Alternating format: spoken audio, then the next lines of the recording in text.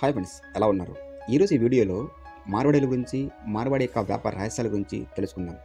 ఎందుకంటే భారతదేశం ఉండే ధనవంతులలో 40% మంది ధనవంతులు కేవలం మార్వాడి కమ్యూనిటీ వాళ్ళు మాత్రమే ఉన్నారు. అదేవిధంగా ఒక పోస్ట్ నివేదిక ప్రకారం 2023లో ప్రతి 100 మంది ధనవంతులలో 25 నుంచి 30 మంది దాకా ఈ మార్వాడి కమ్యూనిటీ పేర్లే ఉన్నాయి. అయితే మిలియనర్స్, బిలియనర్స్, పెద్ద పెద్ద సంస్థలు కేవలం మార్వాడీలు మాత్రమే సొంతంగా ఉన్నాయి. అయితే భారత్లో ఇంతమంది కమ్యూనిటీ ఉన్నప్పటికీ కేవలం మార్వాడీలు మాత్రమే ఎలా తమ వ్యాపారాన్ని సక్సెస్ రేట్లో తీసుకురాగలుగుతున్నారు, ఎలా తమ సామ్రాజ్యాన్ని ఇలా విస్తరింపు చేసుకుంటున్నారు, ఇంతమంది కమ్యూనిటీకి సాధ్యం కాని వ్యాపార రహస్యం మార్వాడీలకి ఏం తెలిసింది అనేది ఈ వీడియోలో మీతో డిస్కస్ చేద్దామనుకుంటున్నాను. ఫ్రెండ్స్, నా ఛానల్ ఫస్ట్ టైం చూసినట్లయితే లైక్ చేయండి, సబ్స్క్రైబ్ చేయండి, కామెంట్ తప్పకుండా చేయండి. రాజస్థాన్లోని ఎడారి ప్రాంతంలో ఉన్నటువంటి మార్వాడీలు ఈరోజు భారతదేశం మొత్తం తమ వ్యాపారాన్ని విస్తరించుకుంటూ వెళ్తున్నారు. అయితే రాజస్థాన్లోని ఎడారి ప్రాంతంలో ఉన్నటువంటి మార్వాడీలకు భారతదేశం నుండి ప్రతి ప్రాంతంలో కూడా ఈరోజు వ్యాపారాన్ని ఎక్స్టెన్షన్ చేయడానికి కారణాలు ఏంటి అనేది ఈ వీడియోలో మీకు మెయిన్ పాయింట్ ఇంకా చెప్పదలుచుకుంటున్నాను.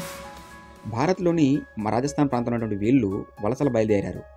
అది కలకత్తా, ముంబై, పూణే, ఢిల్లీ, హైదరాబాద్ లాంటి నగరాలకు వలసలు బయలుదేరిన మార్వాడీలు అటు నుంచి నెమ్మదిగా మెట్రో సిటీస్ నుంచి సిటీస్ నుంచి టౌన్స్ నుంచి విలేజ్ దాకా ఈరోజు మీరు ఏ ప్రాంతంలో ఉన్నారో మీ ప్రాంతంలో ఖచ్చితంగా ఏదో ఒక మార్వాడి ఏదో ఒక వ్యాపారం చేస్తూనే ఉంటారు.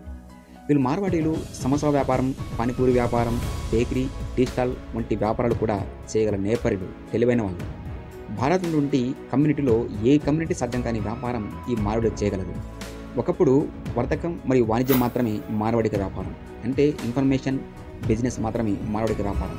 అటువంటి వ్యాపారం నుంచి వీళ్ళు textiles, manufacturing, e-commerce, entertainment, real estate, hospital, education, e-commerce వంటి పెద్ద పెద్ద సైట్లో కూడా ఈరోజు వాళ్ళు వ్యాపారం చేయగలుగుతున్నారు. ఈరోజు మీరు ఏ నుంచి జెడ్ దాకా ఏదో యాప్టర్స్ ఉన్నాయో అవి చెక్ చేసుకుంటే ఇందులో ఖచ్చితంగా మార్వాడి ఏదో వ్యాపారం ఉంటుంది. Adani, Zomato, OYO Rooms, Flipkart, DMart, ఈజర్, అదేవిధంగా హీరో హోండా షోరూమ్స్ కావచ్చు, అదేవిధంగా మహీంద్రా ఫైనాన్స్ కావచ్చు, బజాజ్ ఫైనాన్స్ కావచ్చు, ఈ బిర్లా గ్రూప్స్ కావచ్చు, అదానీ గ్రూప్స్ కావచ్చు. సో పెద్ద పెద్ద వ్యాపార సంస్థలన్నీ కూడా ఈ మార్వాడీల యొక్క పేర్లతోనే ఉన్నాయి. ఈరోజు మీరు చూసినటువంటి ఆయిల్ సంస్థలు కావచ్చు, గ్యాస్ కావచ్చు, మెటల్స్ కావచ్చు, ఐరన్ కావచ్చు, టోటల్ కూడా ఈ మార్వాడీల యొక్క పేర్లతో మాత్రమే ఉన్నాయి. అంటే భారతదేశం నుండి కమ్యూనిటీలో 40% మంది ఈ మార్వాడీల వ్యాపారం చేయగలుగుతున్నారు. అంటే వీళ్ళ యొక్క వ్యాపారానికి ఏదో ఒక సూత్రం, ఏదో ఒక సిద్ధాంతం అనేది ఆధారపడి ఉంటుంది. మనలో చాలామందికి వ్యాపారం అంటే రిస్క్ తీసుకోవడం అంటే అలవాటు ఉండదు. ఇది ఎందుకు అంటే మన ఫ్యామిలీ నుంచి మన అటువంటి వ్యాపారాల రహస్యాలు కావచ్చు, వ్యాపార యొక్క నమ్మకాలు కావచ్చు, వ్యాపారం చేసే యొక్క నైపుణ్యాలు కావచ్చు మనం నేర్చుకోలేదు. కానీ మార్వాడీలు తమ ఫ్యామిలీ నుంచే వ్యాపారం తీసుకుంటారు. వ్యాపారం చేయడం అనేది వాళ్ళ పుట్టుకతో వాళ్ళ యొక్క జీన్స్లో ఉన్నటువంటి ఒక సిద్ధాంతం లేదా ఒక జెన్యూన్ అని చెప్పాలి. మార్వాడీలు ఎప్పుడు కూడా వ్యాపారాన్ని తాత్కాలిక సమయం వరకు చేయరు, దీర్ఘకాలం వరకు చేయాలనుకుంటారు. అంటే టెంపరీ బిజినెస్ అనేది వీళ్ళకి బ్లడ్లో కూడా ఉండదు. అదేవిధంగా మార్వాడీలు తమ ఫ్యామిలీని తన బిజినెస్లో ఇన్వాల్వ్ చేస్తారు.